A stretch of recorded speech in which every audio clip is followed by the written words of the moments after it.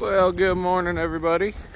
Sorry it's a little windy out today, but my AC condenser will be here in a few hours.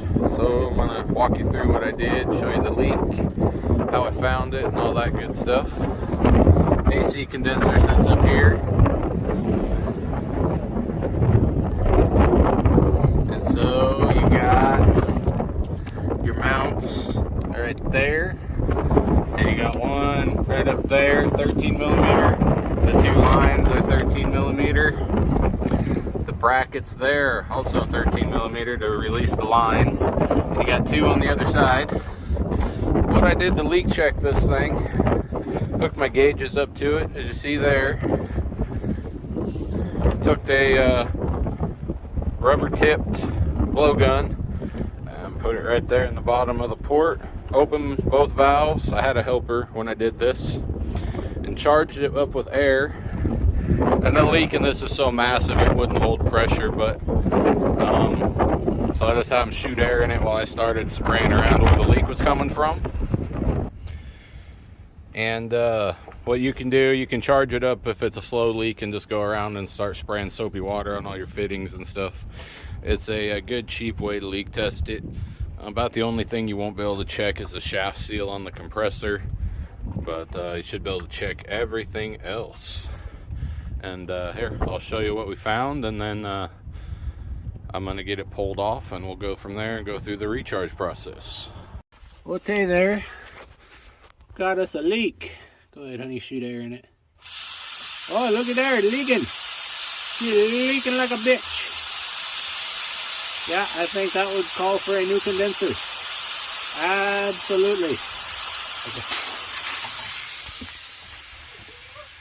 Alrighty, well, got her off there. Doesn't take long. Make sure you save these little bushings right here. They'll go on the new one. Make sure you take measurements of this when you order the new one too. It's a little hard to get in there with it on the truck, but it's definitely doable. Your mounting brackets, your width, and everything. But, leak was right down in there. You can see those two holes right there. Someone put those auxiliary fans on here at some point, and it looks like it wore through. But regardless, I got one coming. It was like 275 bucks for this size, and we'll get it back on, and I'll walk you through the process of vacuuming it down and charging it up and all that fun stuff. All right, everybody. Well, FedEx showed up. Better late than never. Got the new condenser installed up there. And using a little Harbor Freight air-powered vacuum pump. Pulling the vacuum down.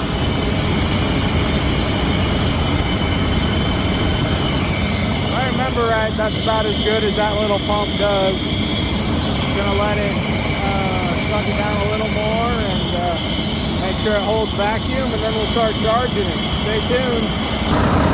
Alright, everybody, I've been letting it sit for about 20 minutes, valves closed, and you see there, maybe an inch of vacuum we lost, nothing to worry about.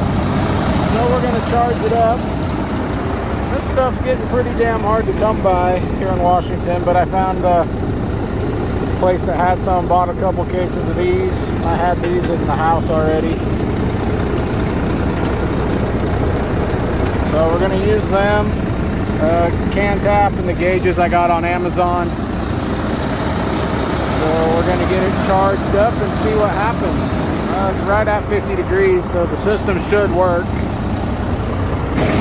So to charge this up, you just put your can tap on there, yellow hose up to there. This one's a partial can, but you just screw the tap down into it, and it'll supply refrigerant to the gauges. Open your blue hose, and away you go. As it starts charging, you'll see the pressure from the can goes into the system. You'll start seeing pressure on both sides. We'll turn it on here once we get some refrigerant into it. You might have to shake the can a little bit, turn it upside down, whatever you need to do to get it to flow.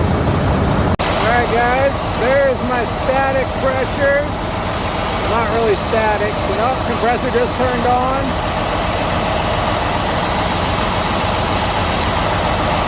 Yeah, I'm happy with those for the temperature out here. turned off. Yep, and they equalize out just like it should. Everything's good to go. We hope anyways.